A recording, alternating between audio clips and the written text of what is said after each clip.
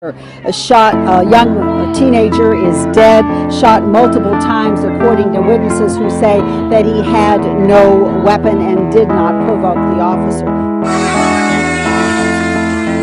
A police officer squad car pulled up, and when he pulled up, these was his exact words. He said, "Get the F on the sidewalk." And then what happened? Got out, his men just started chasing after the boy. Shots, I'm hearing shots fired. Clearly none of them hit him, but one I think did graze him, as they said on the autopsy report.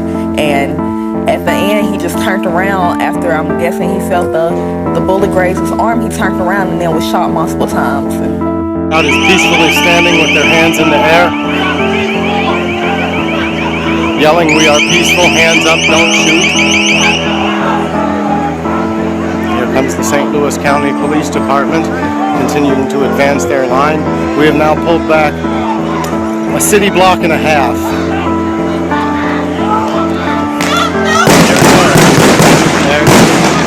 There it goes. They are now firing onto the crowd.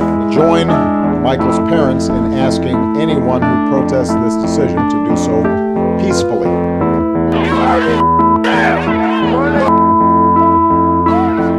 You need to disperse immediately or you will be subject to arrest.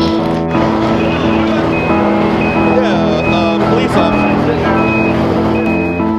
Is there anything you could have done differently that would have prevented that killing from taking place? No.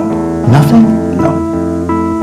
And you're absolutely convinced, when you look through your heart and your mind, that if Michael Brown were white, this would have gone down in exactly the same way? Yes. August 9, 2014. Crowds of people gathered to observe Michael Brown's uncovered body, which was put on display for hours. This act is extremely disrespectful, and it raises the question, how can Americans protest that Black Lives Matter when in this particular situation, that is not at all the case? These two witnesses have identical stories as to what happened the day of Michael Brown's death, but their stories are nowhere near the one told by Officer Wilson. However, because white supremacy is such a big problem, many people were more likely to believe Wilson's version simply because he is white. The media even attacked Brown by suggesting he was part of a gang based on old photos. If you view the photo displayed, you will see that Michael Brown has gunshot wounds to his right arm and to his chest and head. If his arms were by his side, you would see gunshot wounds to his abdomen as well. The photo would indicate that he had his arms raised above his head. The big question is why would the police officer shoot him if his hands were raised? Observe the world around you and try to allocate the forms of racial biases around you, and you'll begin to notice their frequencies. Now try to allocate the racial bias inside of you that you've unknowingly possessed your entire life, and ask yourself how it got there.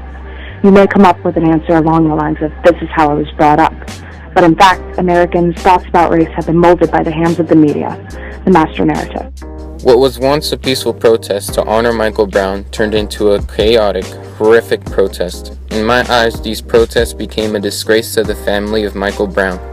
This event shows me that as human beings, we're still carrying the past deep down inside of us, and the only thing I see that has changed are the results of prejudice. These violent riots are exactly what the police wanted, because in the eyes of the white man, the protesters look like uncontrollable freaks that need to be killed. These so-called protesters that say they want justice for Michael Brown are actually just giving the government and media exactly what they want to see, and therefore not much has changed. The riots in Ferguson started after Michael Brown was shot and killed by Darren Wilson, and led to the city being plundered by people who were angry with the police. Meanwhile, peaceful protests were being brutalized by police with the use of tear gas and rubber bullets. This just led to more angry rioters and lasted for a few months, and started over again when Wilson was let off free on the charge of murdering Michael Brown.